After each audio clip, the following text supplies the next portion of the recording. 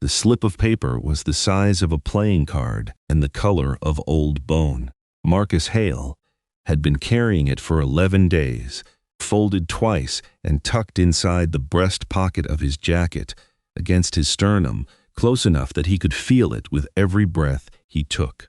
He had not opened it since the morning they handed it to him through the slot in the processing window. He didn't need to. He knew what it said. The Varek did not understand why humans needed to touch things they already knew. He was thinking about that when the tram slid into the underground concourse at Grid 7, the last livable district in what had been Columbus, Ohio. The air down here still tasted like something. Recycled, chemical, a little like the inside of a gas mask, but it was breathable without a suit, which put it ahead of 62% of Earth's surface. The Varek had done the calculation for them 3 years ago, projected it on screens in every surviving city center, delivered it in their flat, unhurried voices. 62% uninhabitable within 40 months, 91% within 7 years, full atmospheric collapse within a generation. Then they had offered the lottery. Marcus watched the other passengers on the tram without appearing to watch them. A woman in her 50s, gray hair cut military short, holding a paper bag with both hands, as if it might run. 2 boys, maybe 12, sharing one set of earbuds, the cord stretched taut between them, their shoulders touching. A man about Marcus's age, early 30s, with a red band on his wrist that meant he'd already drawn. Red meant no. Red meant he was staying behind.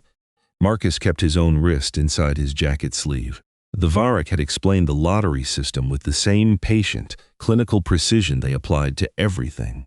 Their ships had capacity for 700,000 humans, which they presented as a generosity, a gift freely given. Earth had a surviving population of 4.2 billion. The mathematics did not require explanation. The lottery terminals had been installed over 6 weeks, 1 per district. Monitored by Varek administrative units, tall and translucent and faintly luminous, like something had decided to wear the shape of a person without committing to the details. They moved in straight lines. They did not fidget. They answered questions in the order they were asked, and stopped speaking the moment their answer was complete. People had rioted, of course. People had begged and bribed and submitted petition after petition to the Varek administrative councils, written in 17 languages and translated by the Varek's own systems with such accuracy that not one word was lost, which meant not one word was heard. The Varek had a concept for democratic process that was very old and very fixed, and it did not include revisiting a decision once rendered. The tram stopped. Marcus got off. Grid 7 smelled like a city fighting not to know it was dying. Street vendors sold recycled protein in paper cups. Kids played in the gray light that filtered down from the filtration domes. Someone had painted a mural on the east wall of the district center. Vast and bright, impossible colors, 24 hands reaching upward toward a sky that no longer looked like that. Marcus stopped in front of it for a long moment, not because it was beautiful, though it was, because one of the hands in the mural was wearing a watch he recognized. His wife's watch, the one with the cracked face, the one she'd worn every day for 8 years. She had painted this. Somewhere in the 7 months since they'd been separated by the district reassignments, Yara had found a wall and filled it with light. He made himself keep walking. The administrative center for Grid 7 occupied the lower floors of what had been a municipal building, and the Varek had taken it with characteristic efficiency. No fuss, no ceremony, just the quiet replacement of human signage, with their own smooth panels, their own soft blue light pulsing at intervals that humans had been documented to find calming. Marcus had read a paper on it. The Varek had published the paper themselves. They were very interested in human stress responses, in what frequencies and wavelengths produced compliance, in what Words and silences made people more willing to accept the shape of things. He stopped at a vendor cart near the tram exit and bought 2 cups of recycled protein. Not because he was hungry, but because the vendor was a man named Edward who had lost his restaurant, his neighborhood, and his wife's mother to the district reassigns, and who still showed up every morning with his cart and his ladle and his dignity intact. Marcus gave him an extra credit chip. Edouard looked at it, looked at Marcus, and put it in his pocket without comment. That was the transaction between them. That was what passed for grace in Grid 7. He handed over his processing card at the desk, the human clerk. Young woman, tired eyes, the practiced emptiness of someone who had stopped letting individual faces register, scanned it and looked at her screen. Hail, Marcus J. Lottery draw date 11 days ago, she looked up. You haven't checked your result, not yet. She waited. In the Varric system, a result not checked within 14 days was assumed declined, and the ticket passed to the next draw. She knew that. He knew that. There were 3 days left. I can pull it up on screen if I know what it says. He reached into his jacket pocket and put the slip on the counter between them, still folded. I need to register a formal inquiry about the selection algorithm.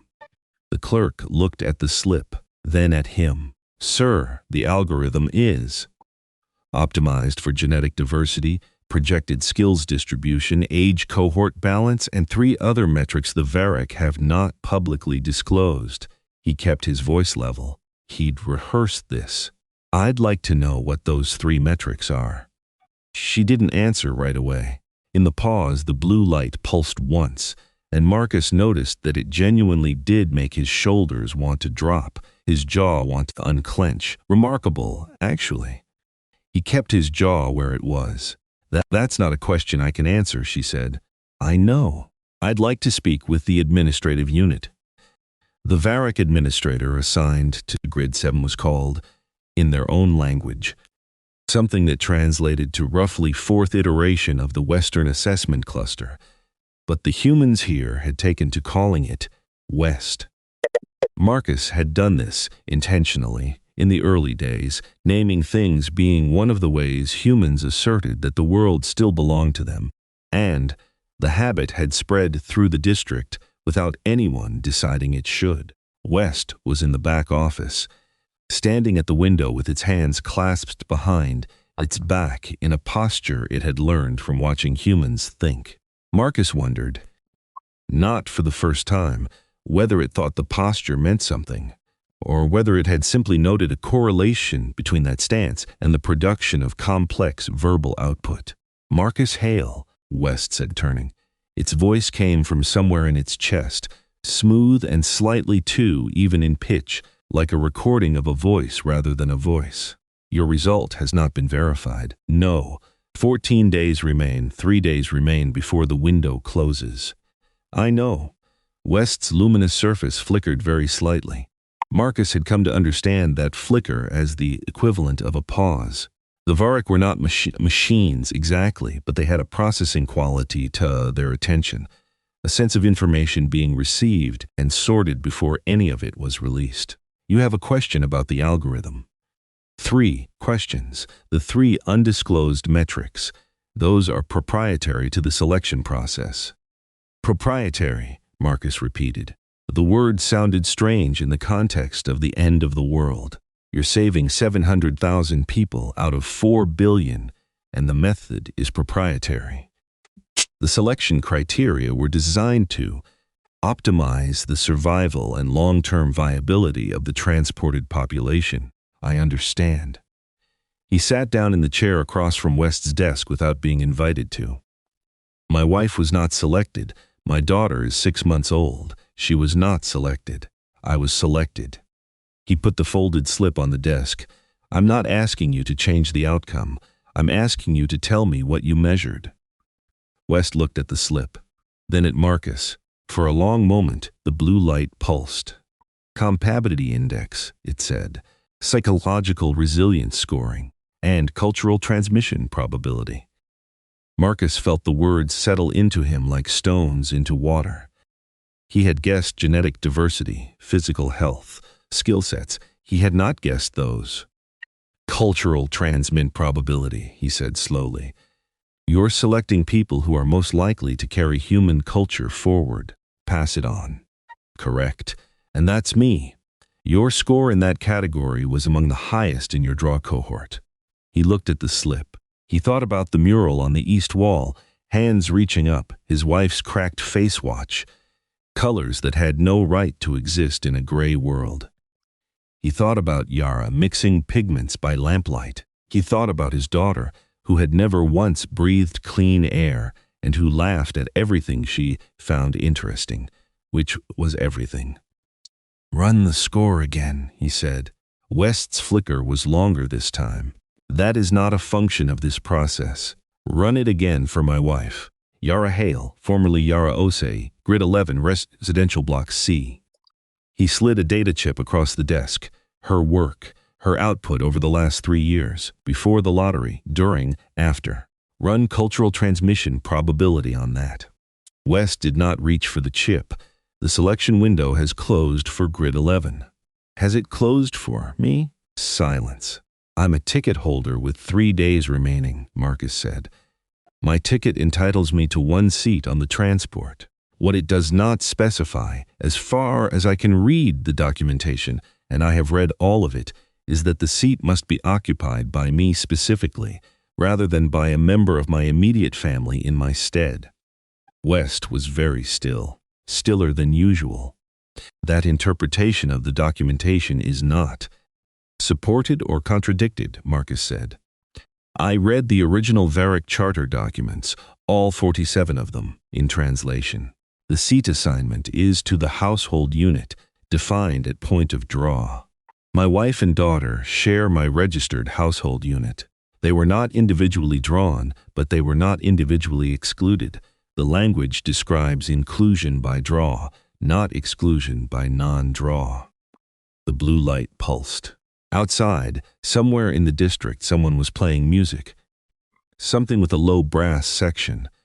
A slow, patient melody that came through the walls like the building itself was humming.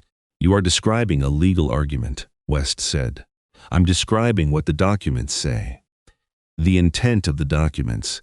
I am a human being, Marcus said, and his voice was still level, still quiet, but something in it changed, like a key fitting a lock.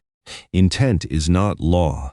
Text is law. You wrote the documents in my language. You published them for human consumption. You gave us 47 charters, and you expected us to sign without reading them carefully, because you have never encountered a species that reads things carefully enough to find the gap. He looked up at West's luminous face. We do, we always do. It's the thing about us that you haven't figured out yet. West was silent for a long time. Long enough that the music outside ended and something else began, higher, faster, a child's voice somewhere in it. I will need to consult the administrative council, West said at last. I know. Marcus picked up the data chip and held it out again. Take this, run the score. Tell them that cultural transmission probability isn't something you can measure in one person in isolation. It moves, it passes, it requires something to pass to. He set the chip down on the desk between them. Tell them my wife painted a mural in a dying city, using colors she had no reason to believe anyone would want to see. Tell them my daughter laughs at things she hasn't learned to be afraid of yet. Tell them those are your metrics. Then run the numbers. He stood. He left the folded slip on the desk. He walked out into the concourse, into the recycled air that tasted like effort, and he waited. He waited the way he had learned to wait in the month since the lottery had started. Not passively, not like a man resigned, but actively, with his attention fully distributed, taking in everything. The clerk who came out for a break and lit a cigarette and stared at the dome ceiling, the Varec unit that moved through the concourse in its straight line. The boy from the tram who had wandered in and was now sitting on the floor against the far wall, still wearing one earbud, the cord dangling. Watching people with the particular attentive blankness of someone who has decided to remember things. Marcus thought about the first time he'd seen a Varric. The news feeds had described them before they arrived. Long, formal descriptions from scientists and linguists, all of which turned out to be slightly wrong in different ways.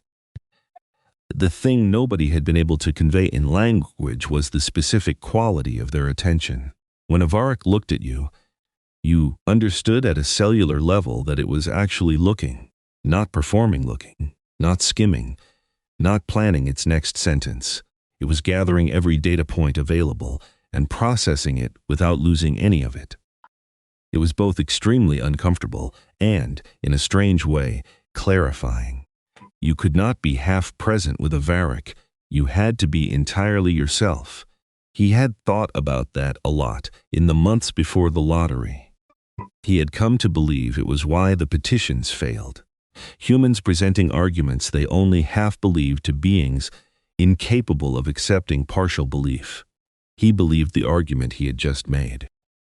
Every word of it. He believed it the way he believed that Yara's mural would still be on that wall in 100 years. Even after the air was gone, even after the city was silent. Colors baked into plaster, waiting for someone who could breathe to come back and see them. He wasn't sure anyone would come back. But he believed in the waiting.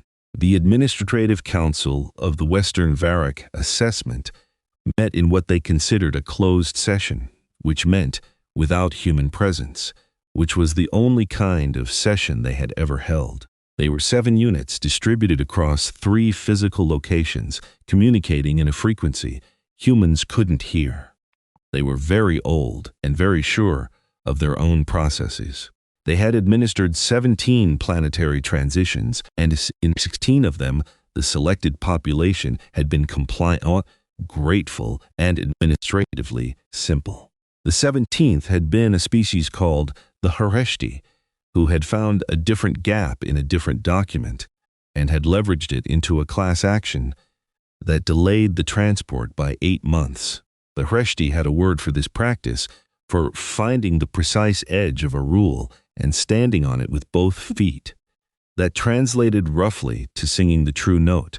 They considered it a high art. The Varric had not thought to check whether humans had something similar. They reviewed Marcus Hale's argument 3 times. They reviewed the charter documents. They reviewed the language at Section 11, Subsection 4, Paragraph 2, which described seat assignment in terms of household unit draw, and they noted with their version of discomfort that the language was indeed ambiguous. They had written it in English, and then in Mandarin, and then in Arabic, and then in 7 other languages, and in all of them the ambiguity persisted because the ambiguity was structural, not translational. They reviewed the data chip. They ran the cultural transmission probability algorithm on Yara Hale's documented output, the murals, the recorded conversations, the archived designs, the things she had made and given away in a world that was ending.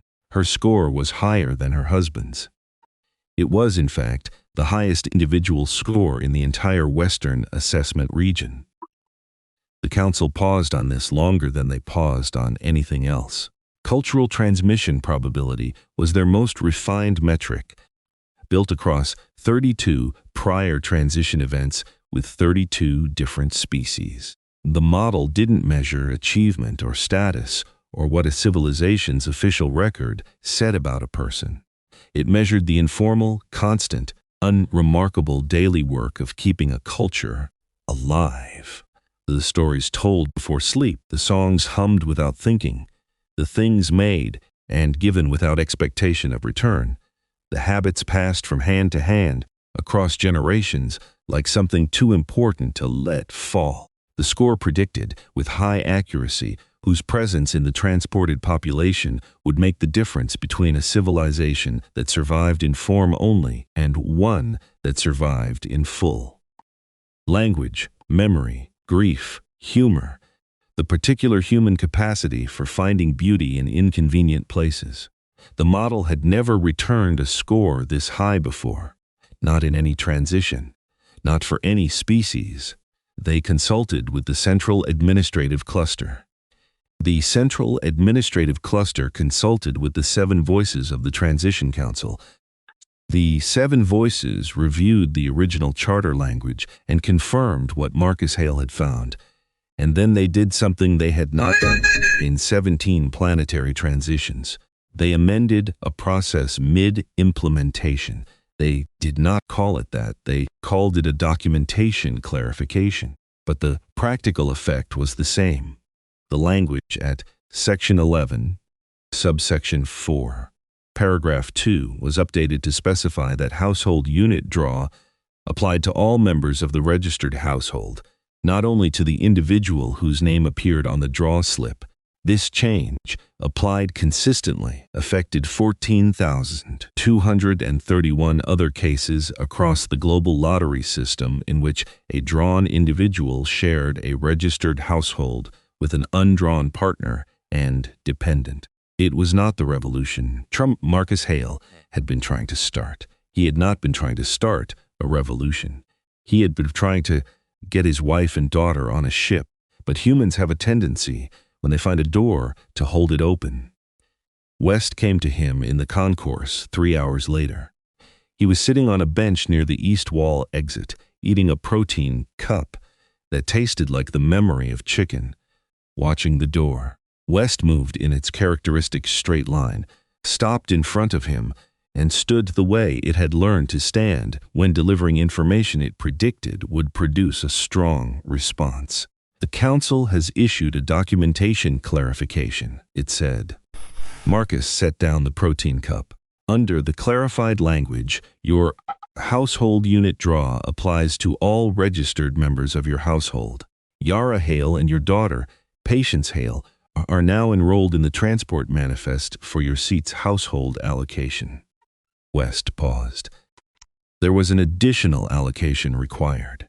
Your household qualifies for an expanded berth under the revised cultural transmission weighting. Marcus was quiet for a moment. What does that mean? It means your wife, your daughter, and you will board the transport together. He did not make a sound. He put his hands over his face, which was not something West had data on. The precise meaning of a human covering their own face, and stayed that way for a moment that stretched long enough that West processed the possibility that something was wrong. Then Marcus lowered his hands. His face was wet. He was smiling. "I'll need to tell my wife," he said. "She has been notified via Grid 11's administrative terminal. She'll want to tell me herself." He stood. "Can I take the tram to Grid 11? Cross-grid movement requires. I know what it requires." He was already moving, already reaching for his travel card. "File the request. I'll be at the tram before it comes through." West watched him go. It noted, as it always noted, the things about humans that did not process neatly. The way they moved faster when they were happy. The way its motion changed the rhythm of their walking. The way this man was already half running toward a tram that hadn't arrived, toward a woman who didn't know he was coming, in a city that was dying, on a planet that had 3 years left, and he was running as if he had all the time there ever was. West filed the cross-grid movement request. Then it stood for a moment doing nothing, which was not a thing it normally did. There was a word in the Shreshti language for that specific human quality, the one that persisted past the point where persistence made sense, that found the gap in the wall, and ran through it, and then held the door. The Varric had borrowed the word and used it clinically, in reports, to describe a behavioral pattern. Standing in the empty concourse with the blue light pulsing and the music coming through the walls, West thought that the clinical description was not quite right. It was missing something. A texture, a warmth. It filed that observation under the category humans called a note to self, and then it went back to work. The transport lifted on a Tuesday in March from the flat plains west of what had been Denver in the cold, clear pre-dawn dark when the stars were still out, and Earth's thin remaining atmosphere was just enough to make them shimmer. 700,000 people, plus 14,231 additions, plus their dependents. Plus a woman named Vael, who had painted impossible colors on a dying wall because someone was going to see it, even if it was only the people left behind. She brought the paint. There were strict regulations about cargo weight allowance, and she used a significant portion of hers on pigment in sealed containers. Cadmium yellow, ultramarine, a red, the color of something not afraid. The Varric administrator who processed her cargo manifest noted the paint and flagged it for secondary review, because it was not on the approved list of culturally significant artifacts. Then it reviewed the cultural transmission probability score. Then it waved the paint through. Marcus stood at the observation port as the ship climbed. Earth fell away beneath them, brown and gray and cloud-streaked, wounded but still turning, still holding its shape, still stubbornly, unreasonably there. He thought about the hands on the mural. He thought about Patience laughing at things she hadn't learned to fear. He thought about West, standing alone in the concourse after he left, and the way its surface had flickered, long, slow, like something it hadn't processed before. Yara came to stand beside him. She was carrying Patience against her shoulder, and Patience was awake and alert, watching the curvature of the world appear in the port window with the expression she made at everything she hadn't seen yet. Wide, open, not frightened, ready. "She's looking at it," Yara said. "Yeah, she'll remember." Marcus put his hand on Yara's back. "People remember what they're shown," he said. "What they're told to look at. Is that what you told the Varric?" He smiled. "I told them the truth. I told them you painted that mural." Yara was quiet for a moment. Below them, the world was getting smaller, and the stars were getting bigger, and the light on the observation port was shifting from the amber of atmosphere to the cold white of space. What did they say? They ran the numbers. She looked at him. Then she looked out the port again, at the planet, at the stars, at the specific, unreasonable fact of all of them leaving alive together. "I should have brought more paint," she said. He laughed. It was the kind of laugh that starts in the chest and doesn't apologize for itself, the kind that comes when relief and grief and gratitude all arrive in the same moment and find each other unexpectedly. Patience turned her head toward the sound. Somewhere behind them, in the ship's administrative section, a Varric unit was logging the liftoff parameters and noting, in a subsection of its operational report under the category of anomalous outcomes, that the reinterpretation of Charter, Section 11, Subsection 4, had produced a population variance 17% larger than modeled. It flagged the outcome for review by the Central Administrative Cluster. It also noted, because it was thorough, that the additional passengers had not decreased the ship's projected mission success probability. They had increased it by a statistically significant margin. The ship crossed the Terminator line, that sharp edge between Earth's light and dark. And then it was as full black, and the planet was behind them, and ahead was a corridor of stars that humans had been looking up at for 100,000 years and telling stories about, making pictures out of the space between them, naming things that were too far away to touch. They had always been very good at that. Somewhere aboard the ship, in the narrow berths assigned to the household extension cases, 14,231 families were getting to know the particular sensation of being alive when they had been prepared to die. It was not a comfortable feeling. It had no clean shape. It sat alongside grief for the people left behind, and gratitude so large it was almost painful, and the specific guilt of survival, which humans had been carrying since before they had a word for it. The berths were small, and the air was still processed, and the children cried when the stars stopped looking familiar. People sang to them. People told them the names of things. People did what humans had always done in every dark and too small place they'd ever been put in. They made it into a place where someone could live. On the third day out, Vael asked one of the Varick crew units for permission to paint a wall. There was a long consultation.